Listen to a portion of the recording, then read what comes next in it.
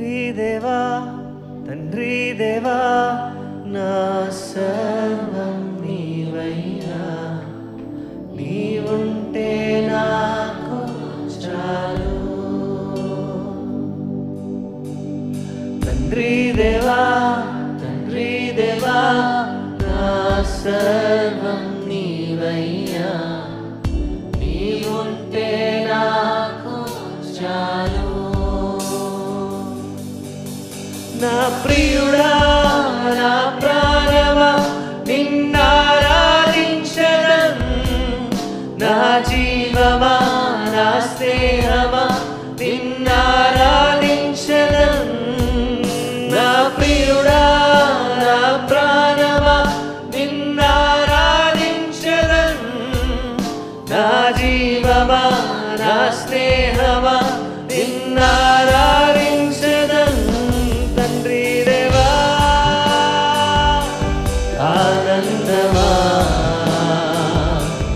నీ వడిలో నాకు సుఖము. తండ్రి దేవా తండ్రి దేవా ఆనందమా నీ వడిలో నాకు సుఖము. తండ్రి దేవా తండ్రి దేవా నా సర్వం నీవయ్యా, నీవుంటే నాకు చాలు. తండ్రి దేవా తండ్రి దేవా నా సర్వం నీవయ్యా, నీవుంటే నాకు చాలు.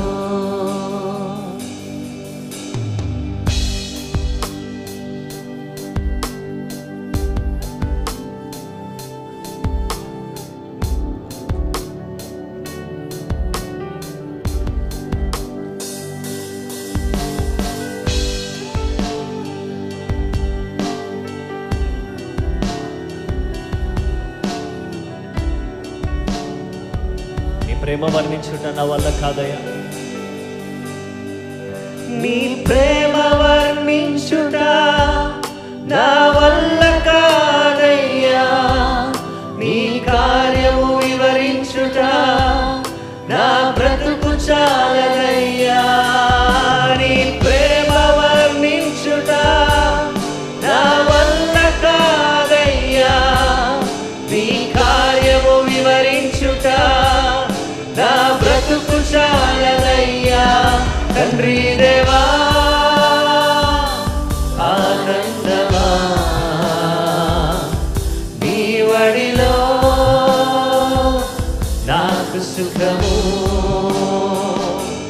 తండ్రి దేవా ఆనందమా నీ వడిలో నాకు సుఖము. తండ్రి దేవా తండ్రి దేవా నా సర్వం నీవయ్యా, నీవుంటే నాకు చాలు. అందరూ కలిసి స్వరమెత్తి తండ్రి దేవా తండ్రి దేవా తండ్రి దేవా నా సర్వం నీవయ్యా, నీవుంటే నాకు చాలు. సంగమత రెండు చేతులు పైకెత్తి దేవా నా దేవా నా తండ్రి మా యేసయ్యా నీకు స్తోత్రం.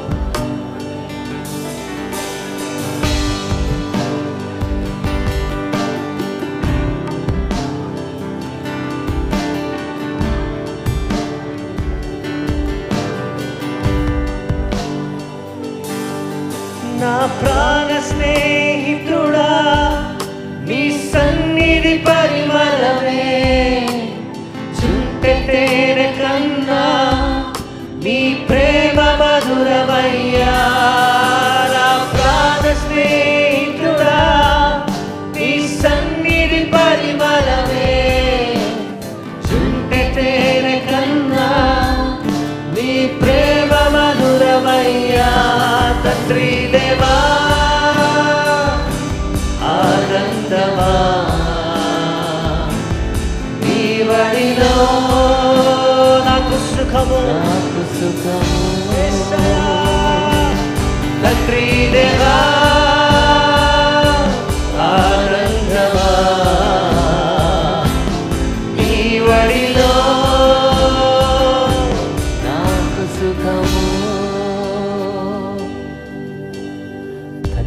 దేవా తండ్రి దేవా నా సర్వం నీవయ్యా నీవుంటే నాకు చాలు హృదయపూర్వకంగా తండ్రి దేవా తండ్రి దేవా తండ్రి దేవా నా సర్వం నీవయ్యా నీవుంటే నాకు చాలు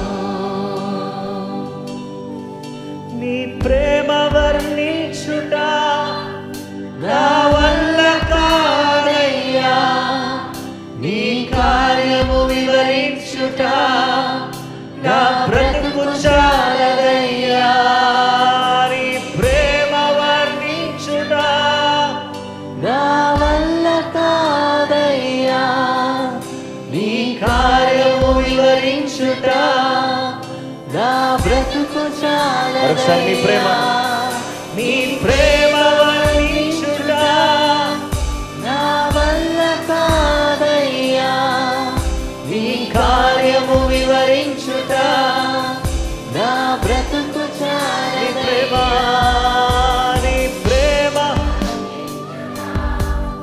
నా వల్ల కాదయ్యా నీ కార్యము వివరించుట నా బ్రతుకు చాలదయ్యా తండ్రి దేవా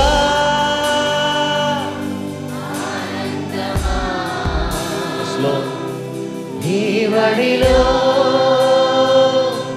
నాకు సుఖము తండ్రి దేవా ఆనందమా నీ వడిలో నాకు సుఖము తండ్రి దేవా తండ్రి దేవా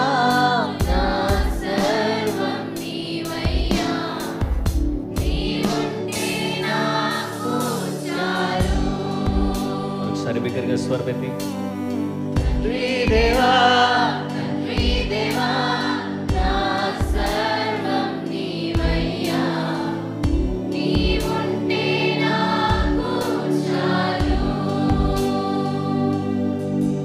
నా ప్రియుడా నా ప్రాణమా నిన్నారాధించెదను నా జీవమా నా స్నేహమా నిన్నారాధించెదను నా ప్రియుడా నా ప్రాణమా నిన్నారాధించెదను నా జీవమా నా స్నేహమా నిన్నారాధించెదను తండ్రి దేవా ఆనందమా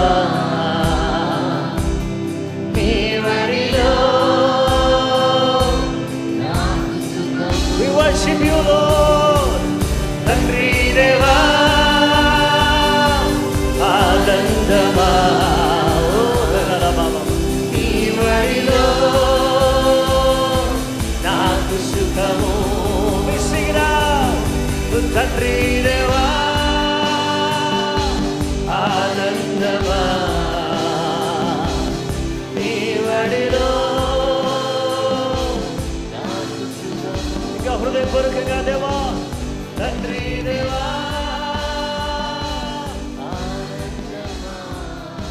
దేవాని సన్నిధిలో నీ వడిలో నాకు సుఖము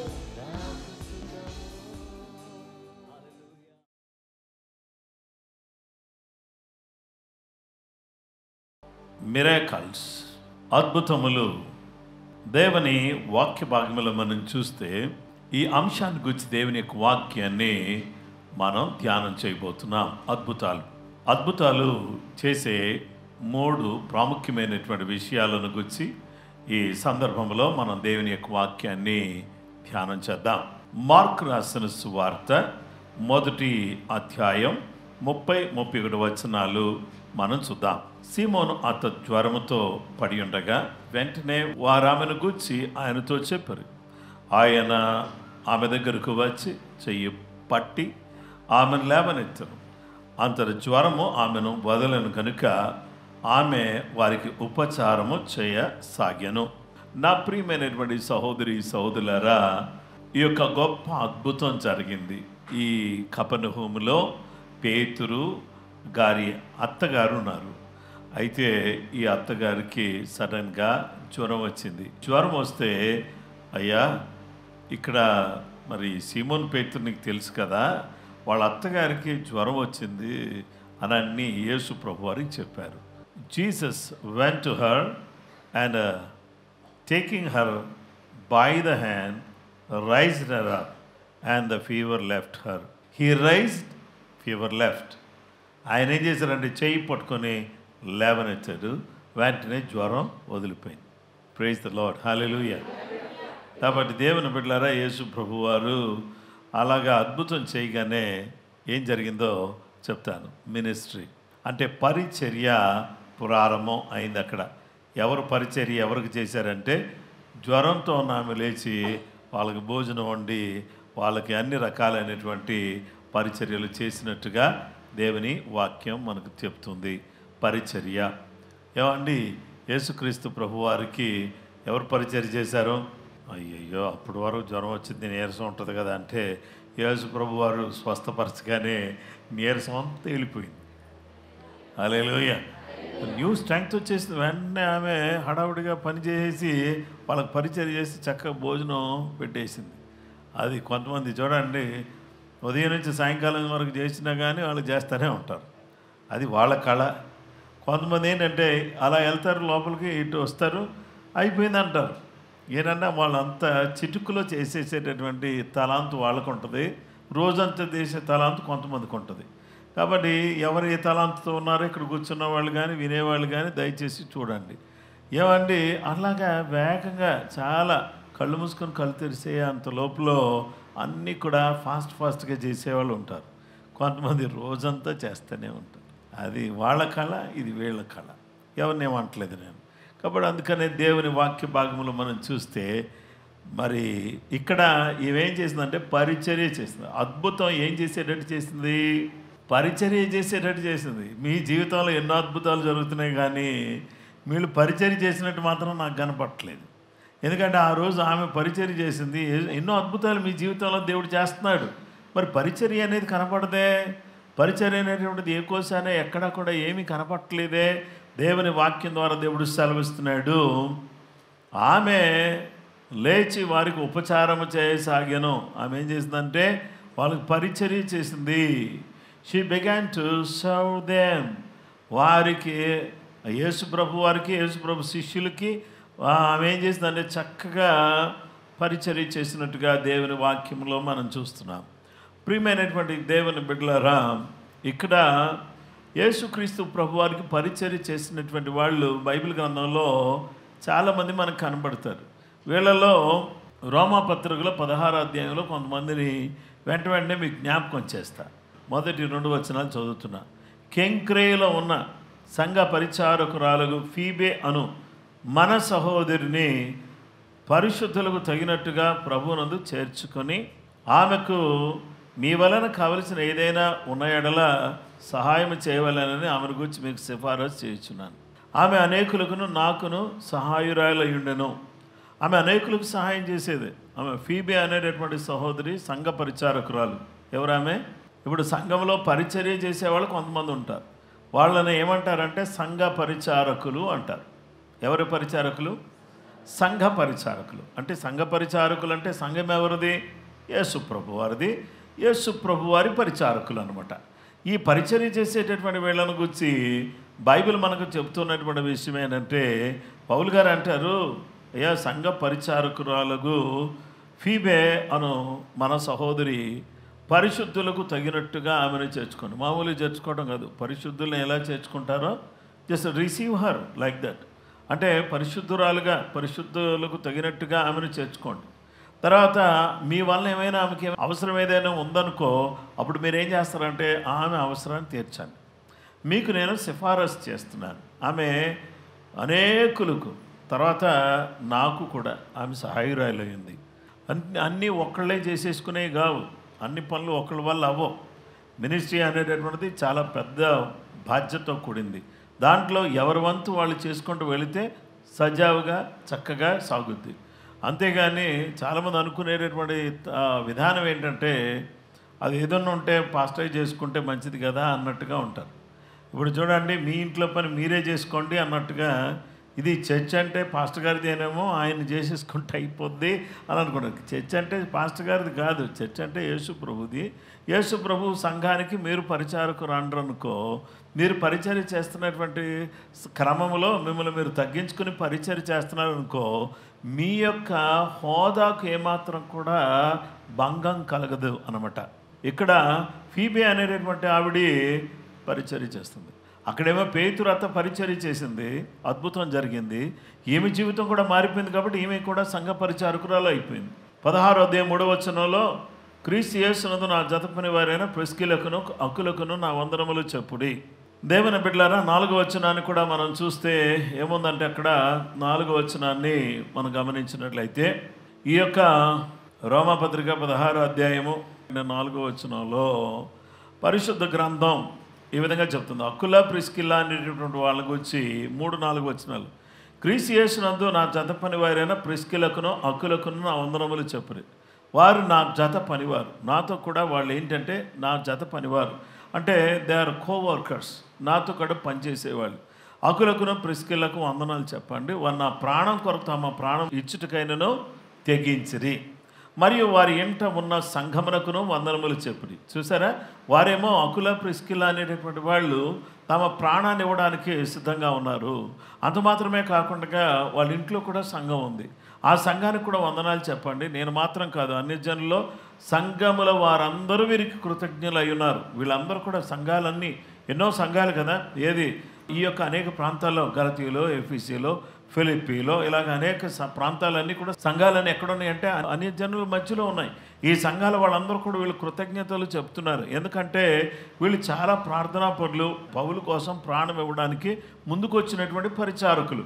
కాబట్టి ఇప్పుడు మనమందరం కూడా ఏం చేయాలంటే, ప్రాణం ఇస్తారో లేదో తర్వాత సంగతి, కానీ ప్రాణం తీయకుండా ఉంటే అది మంచిది.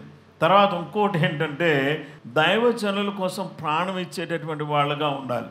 చాలామందికి ఎలాంటి తత్వం ఉంటుందంటే, మరి దైవజనుల కొరకు ప్రాణం ఇవ్వడం కోసం అకుల ప్రిస్కిల సిద్ధపడ్డారు కాబట్టి కదా రోమపత్రికలో లాస్ట్లో ఆయన అందరిని కూడా గుర్తు చేసుకుంటూ ఈ ఉత్తరాన్ని రాశాడు.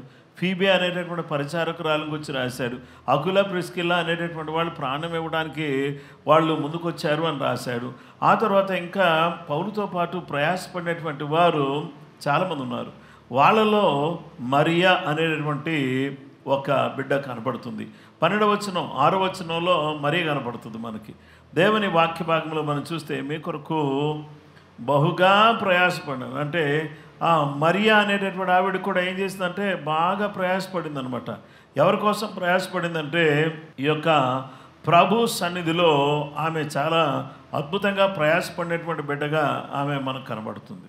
కనుక నా ప్రియమైనటువంటి సహోదరి సహోదరులారా, మరి దేవుని వాక్యాన్ని మనం ఆలోచన చేస్తే, ఇక్కడ ఈ యొక్క మరియా అనే ఆమె కూడా చాలా చక్కగా ఆమె పరిచర్య చేస్తూ వచ్చింది. 6వ వచనం తర్వాత 12వ వచనం చూస్తే, ప్రభునందు ప్రయాసపడు త్రుఫైనాకును త్రుఫోసాకును వందనములు, ప్రియురాలకు పెర్సిస్సునకు వందనములు. ఆమె ప్రభునందు బహు ప్రయాసపడిను. చూడండి, వీళ్ళందరూ కూడా త్రుఫైనాకు త్రుఫోసాకును, వీళ్ళిద్దరూ కూడా, ఆ తర్వాత మరియా, కుల ప్రిస్కిల్లా, ఫీబే, వీళ్ళందరూ కూడా ఏం చేశారంటే అపోస్తలుడైనటువంటి పౌలు గారికి చాలా అద్భుతమైన సహకారం పరిచర్యలో ఇస్తూ ఉన్నారు. కాబట్టి ఎవరైనా సరే దేవుని సేవిస్తే వాళ్ళ జీవితాలు ఎలా ఉంటాయో ఒకసారి మీతో చెప్తాను. యోహాను సువార్త 12వ అధ్యాయం 26వ వచనంలో, ఒకడు నన్ను సేవించిన ఎడల నన్ను వెంబడింపవలను, అప్పుడు నేను ఎక్కడ ఉందునో అక్కడ నా సేవకుడునో ఉండును. ఒకడు నన్ను సేవించిన ఎడల నా తండ్రి అతను ఘనపరచును. చూసారా, పరిశుద్ధ గ్రంథం ఏం చెప్తుందంటే, ఈ యొక్క యోహాను సువార్త 12వ అధ్యాయం 26వ వచనంలో, ప్రియమైనటువంటి సహోదరి సహోదరులారా, if anyone serves me he must continue to follow me. ఎవరైనా సరే నన్ను సేవిస్తున్నారు అనుకో, వాళ్ళు చేయాల్సిన పని ఏంటంటే, he or a she they must follow me.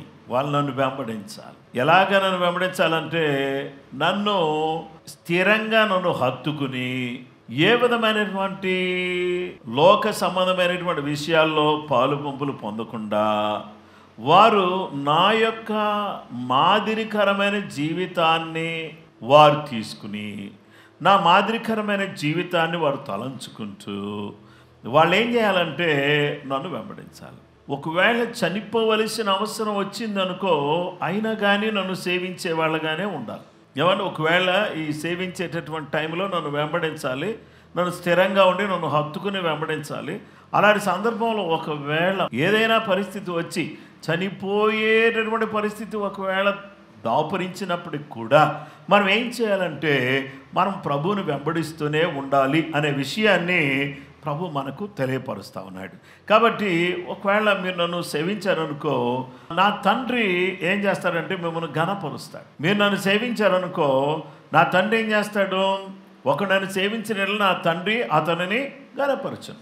కాబట్టి మీరు దేవుని సేవించారనుకోండి, మిమ్మల్ని దేవుడు ఏం చేస్తాడు, ఘనపరుస్తాడు. కాబట్టి ఇప్పుడు దేవుడు మిమ్మల్ని ఘనపరచాలంటే మనం అందరం కూడా దేవుని యొక్క పరిచర్య చేసేవారుగా ఉండాలి. ఇప్పుడు యేసు ప్రభువారు అద్భుతం చేసింది ఎందుకు అంటే పరిచర్య చేయడానికి. యేసు ప్రభువారు అద్భుతమైన కార్యాలు మన జీవితంలో చేసేది ఎందుకంటే నేను అందరం కూడా ఎట్టి పరిస్థితుల్లో కూడా కుడికి కానీ ఎడమకు కానీ తొలగిపోకుండా మనము దేవునికి పరిచర్య చేసేవాళ్ళగా ఉండాలి. ఎట్టి పరిస్థితుల్లో కూడా పరిచర్య చేసేవాళ్ళగా సేవించేవాళ్ళగా ఉండడం అనేదాన్ని మనం విస్మరించకూడదని దేవుని యొక్క వాక్యం మనకు స్పష్టంగా తెలియజేస్తుంది. ఇక ఈ అద్భుతాలు అనేటటువంటివి చేసే రెండో పనిని గురించి నేను చెప్తాను. దేవుని వాక్యాన్ని మనం చూస్తే ఇవి మనల్ని ప్రార్థనలోకి నడిపిస్తాయి. ఇందాకేం చెప్పానంటే ఈ అద్భుతాలు పరిచర్య చేసేటట్టుగా సహాయం చేస్తాయి, రెండోది ప్రార్థన చేసేటట్టుగా సహాయం చేస్తాయి. మార్కు సువార్త 9వ అధ్యాయము 27 నుంచి 29 వరకు చదువుదాం. అయితే యేసు వాని చెయ్యి పట్టి వాని లేవనెత్తగా వాడు నిలవబడెను. ఆయన ఇంట్లోనికి వెళ్ళిన తర్వాత ఆయన శిష్యులు మేమెందుకు ఆ దయ్యమును వెళ్ళగొట్టలేకపోతామని ఏకాంతమున ఆయన అడిగిరి. అందుకు ఆయన ప్రార్థన వలననే కానీ మరి దేని వలననైనను ఈ విధమైనది వదిలిపోవుట అసాధ్యమని వారితో చెప్పెను. దేవుని బిడ్డలారా, యేసుక్రీస్తు ప్రభువారి దగ్గరికి ఒక చిన్నవాడిని తీసుకుని ఒక తండ్రి వచ్చాడు. ఆ తండ్రి ఆ చిన్నవాడి పరిస్థితి ఏంటంటే అపవిత్రాత్మ ఆ చిన్నవాడిని పట్టి దయ్యం పట్టి బహుగా పీడిస్తూ ఉంది. అలా ఆ కుమారుని ఏం చేస్తుందంటే విలవిలలాడిస్తూ ఉంది. ఇలా విలవిలలాడిస్తూ ఉన్నటువంటి సమయంలో నేల మీద పడి నురుగు కార్చుకొంచు పొరలాడుచూ ఉన్నాడు. ఇలాంటి పరిస్థితిలో అప్పుడు ఆయన యేసుక్రీస్తు ప్రభువారు ఏమంటున్నాడంటే, అయ్యా ఇది వీనికి సంభవించి ఎంతకాలం అయింది అంటే వారి తండ్రిని అడుగు, అయ్యా చిన్నప్పటి నుంచి బాల్యం నుండి ఈ చిన్నోడు ఇలాగే చేస్తున్నాడు అని అంటే, అది వారిని నాశనం చేయవలని తరచుగా అగ్నిలోనూ నీళ్లలోనూ పడదురయ్యను. అగ్నిలో పడవేసి కాలిపోవాలని చూస్తుంది, నీళ్లలో పడవేసి చంపేయాలని చూస్తుంది. అయితే ఏమైనా నీ వల్ల అయితే మా మీద కనికరపడి మాకు సహాయం చెయ్యయ్యా అంటే, అందుకే యేసు ప్రభువారు అన్నారు, నమ్ముట నీ వల్ల అయితే నమ్మువానికి సమస్తము ఏమైనా నీ వల్ల అవుతుందా, అయితే ఒకవేళ సహాయం చేయగాదు ఏమైనా నీ వల్ల అవుతుంది ఏంటి, నాకు నువ్వు నమ్మితే అన్నీ సాధ్యమే. హల్లెలూయా, అన్నీ సాధ్యమే, సమస్తము సాధ్యమైన అతను చెప్పాడు. వెంటనే ఆ చిన్నవాడు తండ్రి అంటున్నాడు, అయ్యయ్యా నేను నమ్ముచున్నాను కానీ నాకు అపనమ్మిక మధ్యలో రాకుండా కొంచెం నాకు సహాయం చేయ్యా అని బిగ్గరగా చెప్పాడు. జనులు గుంపు కూడి తన ఎదుగు పరిగెత్తుకు వచ్చిన యేసు చూచి, మూగవైన చెవిటి దయ్యమా, మూగ దయ్యం చెవిటి దయ్యం అంటే మాట్లాడదు వినదు, ఇలాంటి మూగవైన చెవిటి దయ్యమా అనగానే ఆ చెవిటి దయ్యానికి యేసయ్య మాట వినబడుతుంది. హల్లెలూయా అని చెప్పాను ఒకసారి, హల్లెలూయా. మూగవైన చెవిటి దయ్యమా వానిని వదిలిపొమ్ము, ఇక వానిలో ప్రవేశింపవద్దని నీకు ఆజ్ఞాపించుచున్నానని చెప్పి ఆ అపవిత్రాత్మను యేసయ్య గద్దించాడు. అప్పుడు అది కేక వేసి వానిని ఎంతో విలవిలలాడించి వదిలిపోయాను. వదలటం ఇష్టం లేక విలవిల్లాడించి బాగా వేదన గురి చేసి వాడు చచ్చి వాని వలె ఉండను కనుక అనేకులు వాడు చనిపోయారు, అయిపోయింది వాడి పని అని అనుకున్నారా చిన్నవాడు పని. కానీ దేవునికి స్తోత్రం కలుగును గాక, యేసయ్య ఏం చేశారంటే ఆ చిన్న వాడిని లేవనెత్తినట్టుగా దేవుని వాక్య భాగంలో మనం చూస్తున్నాం. ఈ సంఘటన అంతా కూడా జరిగింది. తండ్రి ఫస్ట్ ఎక్కడికి వచ్చాడంటే శిష్యుల దగ్గరికి వచ్చాడు. శిష్యుల దగ్గరికి వచ్చి ఏమండి మా బాబుకి ఇలా అయ్యింది, మీరు కొంచెం బాగు చేయని అంటే వాళ్ళు ఎన్ని ప్రయత్నాలు చేసినా వాళ్ళ వల్ల కాలే. వీళ్ళు ఈ దెయ్యం పోయిన తర్వాత వీళ్ళు సడన్గా వచ్చి యేసుప్రభువా మేము అసలు ఎందుకు వెళ్ళగొట్టలేకపోయాము అని అంటే, బాబు ఇది ప్రార్థన వలననే కానీ ఇలాంటిది వదిలిపోవట అసాధ్యం అని అన్నాడు. ఇలాంటిది వదిలిపోవాలంటే ఇప్పుడు మీరు ఏం చేయాలి? ఉపవాసం ఉండాలి. ఇలాంటి వదిలిపోవాలంటే మీరు ఏం చేయాలి? ప్రార్థన చేయాలి. మోగవైన చెవిటి దయ్యమా, దీని పని ఏంటి? నీళ్ళలో పడేయాలి, అగ్గిలో పడేయాలి. ఇతనికి ఈ విధమైన పరిస్థితిని తీసుకొచ్చి ఏమాత్రం కూడా నెమ్మది లేకుండా చేసినటువంటి ఆ దుష్ట శక్తుల ప్రభావం అంతటినీ కూడా నాశనం చేయటానికి యేసయ్య పిల్లలందరూ కూడా, ఇక్కడ కూర్చున్నటువంటి వాళ్ళందరూ కూడా ఈ మోగవైన చెవిటి దయ్యం ఏ కారణంలో ఎక్కడ ఎవరిలో పనిచేస్తుందో మనకు తెలీదు. మన పిల్లల్లో కొన్నిసార్లు ఇలాంటి దెయ్యాలు పనిచేస్తాయి. కొన్నిసార్లు మన పక్కన ఇంటోళ్ళలో ఇలాంటి దెయ్యాలు పనిచేస్తాయి. వాళ్ళు అప్పటి వరకు గుడ్ మార్నింగ్ గుడ్ ఈవినింగ్ అన్నవాళ్ళు సడన్గా మన మీదకి యుద్ధానికి వచ్చేసినట్టు వచ్చేస్తూ ఉంటారు. ఎవరు చేస్తున్నారు ఈ పని అంటే సైతాన్. కొన్నిసార్లు మనతో పాటు వర్క్ చేసేవాళ్ళు మనల్ని ఎంతో ప్రేమగా ఆప్యాయంగా మాట్లాడుతూ ఉంటారు. సడన్గా వాళ్ళలో ఈ దెయ్యం పనిచేసి మన మీద రివర్స్ అయిపోతూ ఉంటారు, మన మీదకి ఏదేదో మాట్లాడేస్తూ ఉంటారు. కాబట్టి ఇలాంటివన్నీ కూడా జరుగుతున్నప్పుడు మనం ఏం చేయాలంటే ఏమీ లేదు, దేవుని సన్నిధిలో ఉపవాసంతో ప్రార్థన చేస్తే ఇలాంటివన్నీ కూడా దూరం అయిపోతాయి. ఇప్పుడు మనం ఏ దెయ్యం ఎవరిని పట్టకుండా పట్టినా కానీ వదిలిపోవడానికి ఎవరిలో ఏ దెయ్యం కనబడుతుందో దయచేసి కళ్ళు తెరిచి చూడండి. ఎవరిలో ఏ దెయ్యం కనపడుతుందో మీకు తెలుస్తుంది. కొన్ని తిండిపోతు దెయ్యాలు ఉన్నాయి, కొన్ని సోమరు దెయ్యాలు ఉన్నాయి, కొన్ని ఏమో మురికి దెయ్యాలు ఉన్నాయి, కొన్ని ఏమో ఆలస్యంగా వచ్చే దెయ్యాలు ఉంటాయి. కొంచెం అన్నిటికీ ఆలస్యమే. ఇవన్నీ కూడా ఎప్పుడు ఆలస్యమే. మాట ఆలస్యమే, నడక ఆలస్యమే, పని ఆలస్యమే, అన్నీ ఆలస్యమే. ఇవన్నీ కూడా ఏంటి ఈ వయసులో ఇంత లేటు, ఇంత లేజీనెస్ ఏంటంటే ఆ లేజీనెస్ కలిగించే దెయ్యం అది. అది ఎప్పుడు కూడా తేమలేవదు. అలాంటి పనులు చేస్తున్నటువంటి దెయ్యాలను మనం ఏం చేయాలని ప్రార్థనతో అధిగమించాలి. హల్లెలూయా ఏం చెప్పండి. దేవునికి స్తోత్రం కలుగును గాక. హల్లెలూయా. దేవుని బిడ్డలారా, ఇది లాస్ట్లో దెయ్యం చేసిన పని ఏంటంటే విలవిల్లాడిస్తుంది, విలవిలలాడిస్తుంది. కొన్నిసార్లు మన ఇంట్లో, మన యొక్క ప్రాంతాల్లో, మనకు తెలిసిన వాళ్ళ జీవితాల్లో ఇలాంటి దెయ్యాలు ఏం చేస్తూ ఉంటాయంటే విలవిలలాడించేస్తూ ఉంటాయి. ఈ విలవిలలాడించే దెయ్యాలన్నింటినీ కూడా మనం అందరం కూడా ఏం చేయాలంటే ఎట్టి పరిస్థితుల్లో కూడా వాటిని అనుమతించకూడదు. వాటన్నిటిని యేసు నామములో ప్రార్థన ద్వారా జయించాలి. హల్లెలూయా. అద్భుతం ఇందాక పరిచర్య నేర్పించింది, ఇప్పుడేమో అద్భుతం ప్రార్థన నేర్పిస్తుంది. హల్లెలూయా. మీ జీవితంలో దేవుడు చేసిన అద్భుతం ఏదో ఒకటి నేర్పించాలిగా. ఏమి నేర్పించింది అనేది నాకు తెలీదు. మీ జీవితంలో దేవుడు చేసిన అద్భుతం ఏదో ఒకటి మీకు నేర్పించాలి కదా. మీ జీవితంలో ఏదో ఒకటి మిమ్మల్ని దేవుడు మీకు ఏదో నేర్పించే ఉండాలి కదా. అద్భుతం జరిగితే అంటే ఏమీ నేర్చుకోలేదంటే మీకు జరిగిన అద్భుతం ద్వారా మీకు ఉపయోగం లేదు. ఏదో గట్టిగా చప్పట్లు కొట్టారు, హల్లెలూయా అన్నారు, లేకపోతే అమ్మా దేవుడు ఎంత గొప్ప కార్యం చేశాడు అని అనుకున్నారు. దానివల్ల మీరు నేర్చుకున్న పాఠం ఏంటంటున్నా. అక్కడేమో పరిచర్య చేసింది అద్భుతం జరిగితే, ఇక్కడేమో శిష్యులందరూ ఏమి నేర్చుకున్నారో తెలిసి ఈ అద్భుతం ద్వారా అబ్బో ఇలాంటిది ఏదైనా వదిలించుకోవాలంటే మనం ఉపవాస ప్రార్థన చేయాలని నేర్చుకున్నారు. హల్లెలూయా ఏం చెప్పండి. ఇంట్లో ప్రాబ్లమ్స్ ఉంటాయి కానీ ఉపవాసం ఉండరు, ఇంట్లో సమస్యలు ఉంటాయి కానీ ఉపవాసం ఉండరు, కష్టాలు ఉంటాయి కానీ ఉపవాసం ఉండరు, బాధలు ఉంటాయి కానీ ఉపవాసం ఉండరు. అలాగే ఉపవాసం ఉండరు. కొన్నిసార్లు పరిస్థితులు బాగోలేక ఆరోగ్యం సహకరించకుండకపోవచ్చు, కానీ ప్రార్థన అయినా చేయాలి కదా. కాబట్టి ప్రార్థన, ఉపవాస ప్రార్థన అనేది చాలా ప్రాముఖ్యమైనదనమాట. కాబట్టి ఇలాంటి ఉపవాస ప్రార్థన ద్వారా మీరు జయించేవారిగా ఉంటారు. మీ కష్టాలన్నీ తొలగిపోతాయి, మీ ఇబ్బందులన్నీ తొలగిపోతాయి, మీకున్న చీకు చింతలన్నీ కూడా తీసివేయబడతాయి. ఇవన్నీ కూడా మనం నేర్చుకోవాల్సినటువంటి గురుతర బాధ్యత మన మీద ఉంది. ఇక మూడో విషయానికి వస్తాం. దేవుని వాక్యాన్ని మనం చూస్తే, దేవుని బిడ్డలారా, స్తుతి, ప్రైజ్.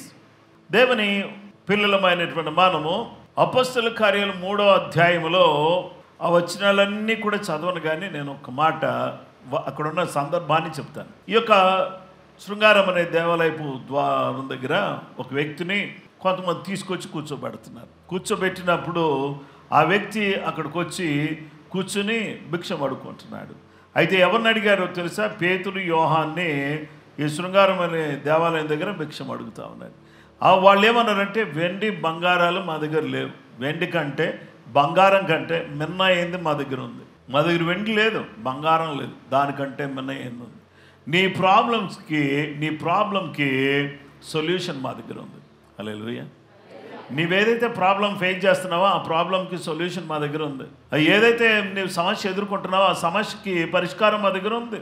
అది మా దగ్గర ఉంది. కాబట్టి ఇప్పుడు మీరు గమనించాల్సిన విషయం ఏంటంటే, ఈ యొక్క వ్యక్తి చెయ్యి పట్టుకుని ఏమన్నాడంటే, నజరేయుడైన యేసుక్రీస్తు నామము లేచి నడువు అంటే అతడు లేచి గంతులు వేయచ్చు, నడుచుచు దేవాలయములకు వెళ్ళినట్లుగా దేవుని వాక్యం మనకు తెలియజేస్తుంది. గనుక యేసయ్య నామములో చేయి పట్టుకొని లేవనెత్తగానే ఈ కుంటివాడు అప్పటి వరకు అడుక్కోవటమే కానీ స్తుతించడం తెలియనోడు.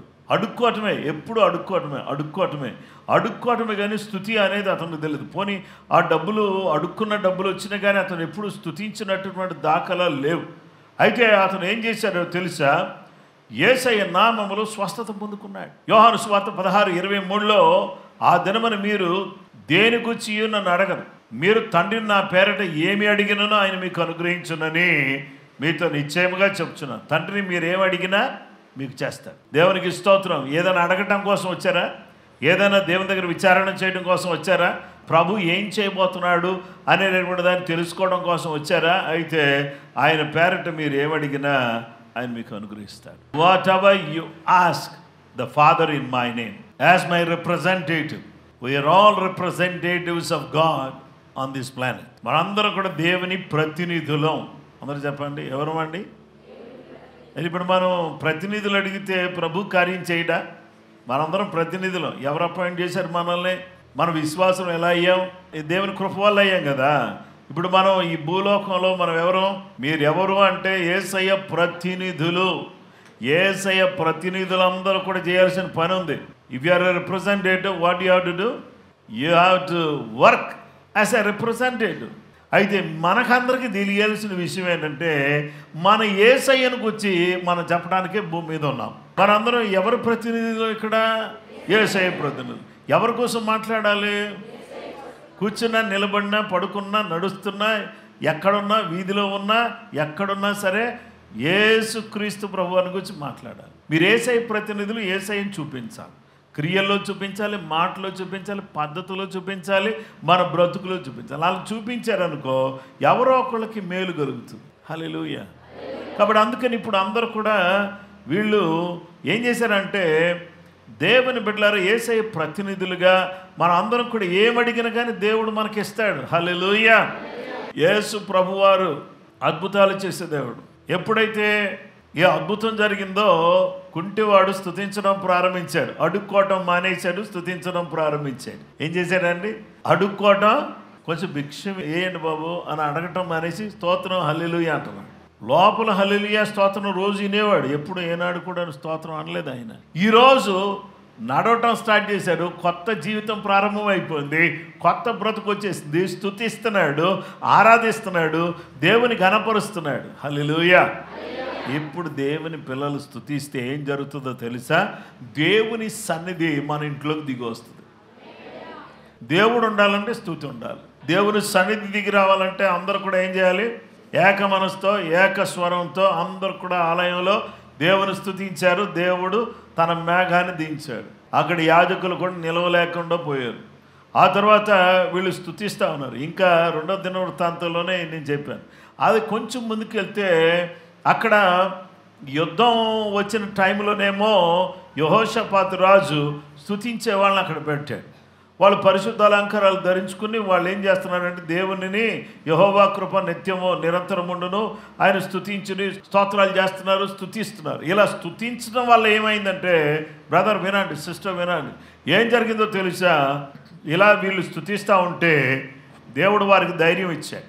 ఏ విధమైన ధైర్యం వారికి దయచేశారంటే, ఇదిగో మీరందరూ కూడా భయపడక్కర్లేదు, ఈ యుద్ధం మీరు కాదు నేనే చేస్తాను అన్నాడు దేవుడు. మీరు స్తుతించడం, మీరు నిజంగా దేవుని స్తుతిస్తే మీకు ప్రాబ్లం ఉందని కదమ్మా మీరు వచ్చారు, అవునా కదా, మీకు ప్రాబ్లం ఉందని కదా మీరు వచ్చారు అంటే, అవును ప్రభు అంటే మీ ప్రాబ్లం తీరిపోయిందిలే వెళ్ళండి అన్నాడు అనుకో, అబ్బా ఎంత గొప్ప విషయం. స్తుతించడం ప్రారంభించడం అద్భుతం జరుగుతుంది. హల్లెలూయా జరగండి. శత్రువులు ఏమైపోయారంటే ఒకళ్ళొకళ్ళు పొడుచుకున్నారు, వాళ్ళే చచ్చిపోయారు. కాబట్టి దేవుడు అసలు వీళ్ళు వెళ్ళి ఒక కత్తి పట్టుకొని యుద్ధం చేయలేదు, పాటలు పాడుతున్నారు, స్తుతిస్తున్నారు. గొప్ప యుద్ధం దేవుడే చేసేసాడు. దేవుడు యుద్ధం చేసి వీళ్ళకి జయం ఇచ్చాడు. హల్లెలూయా అని చెప్పాలి.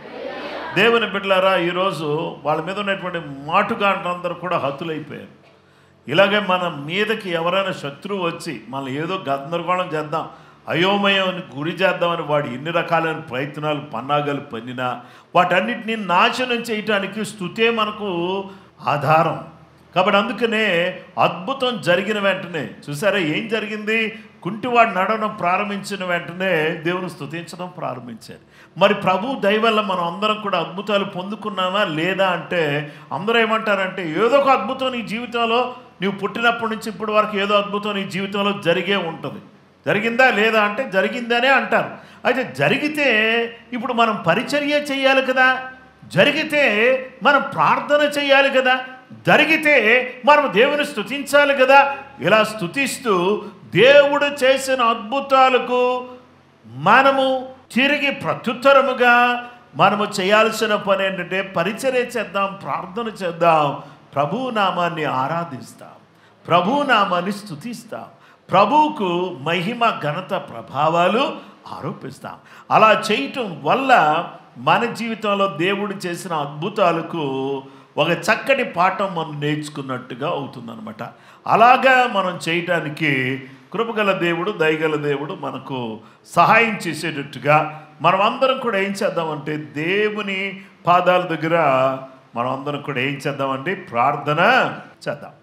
నీవు మా కొరకు చేసిన మేళ్ళన్నిటి కొరకే స్తోత్రం అయినా. హల్లెలూయా హల్లెలూయా హల్లెలూయా. అద్భుతములు అయినా మేము పరిచర్య చేసేటట్టుగా, మేము ప్రార్థన చేసేటట్టుగా ప్రభువా అద్భుతాలు మేము నాయనా పరిచర్య చేసి ప్రార్థన చేసి ప్రభువా నిన్ను స్తుతించి ఆరాధించేటట్టుగా చేయాలి. అలాగూ మా జీవితములను మార్చు ప్రభువా. మీ బిడ్డలుగా మేము ఆయన చక్కగా ముందుకు సాగడానికి సహాయం చేయండి ప్రభువా. హల్లెలూయా హల్లెలూయా. ఎన్ని గొప్ప కార్యాలయ్యా, ఒకటి కాదు రెండు కాదు నాయన, వర్ణించలేని గొప్ప కార్యాలు మా కొరకు చేశారు నాయన. ఎన్ని గొప్ప కార్యాలు చేశారు నాయన, మా విషయంలో, మా పిల్లల విషయంలో నాయన, మా కుటుంబ విషయంలో, మా వ్యక్తిగత ఆరోగ్య విషయంలో, కుటుంబ విషయంలో, ఆర్థిక విషయాల్లో ఎన్ని అద్భుతాలు నాయన మా కొరకు, ఎన్నో గొప్ప కార్యాలు, ఎన్నో మంచి కార్యాలు మా కొరకు చేసినందుకు స్తోత్రం చెప్తున్నాము నాయన. వందనాలు చెల్లిస్తున్నాము తండ్రి. విస్తారమైనటువంటి స్థలాన్ని నాయన నీ నూతనమైనటువంటి కార్యాలు మా మందిరములో మీ నామములో చేయండి ప్రభువా. నూతనమైనటువంటి కార్యాలు చేయండి ప్రభువా. అద్భుతాలు చేసే దేవుడము నీవు, నీకు అసాధ్యమైనదంటూ ఏది లేదు నాయన. బలమైనటువంటి పునాది మీద నాయన ఈ యొక్క సంఘము కట్టబడడానికి సహాయం చేయండి. రాజానికి స్తోత్రం. ప్రతి కుటుంబాన్ని దీవించండి. అందరూ ప్రార్థించడానికి సహాయం చేయండి. ఈ ప్రాంతం అంతా కూడా నీ వెలుగుతో, నీ ఆశీర్వాదంతో నింపబడ్డానికి సహాయం చేయండి. నీ ఆత్మకార్యం చేసి నీ నామాన్ని గణపరుచుకొని దీవించమని కృపామయడానికి వందనాలు చెల్లిస్తూ యేసు నామములో అడుగుచున్నాము తండ్రి.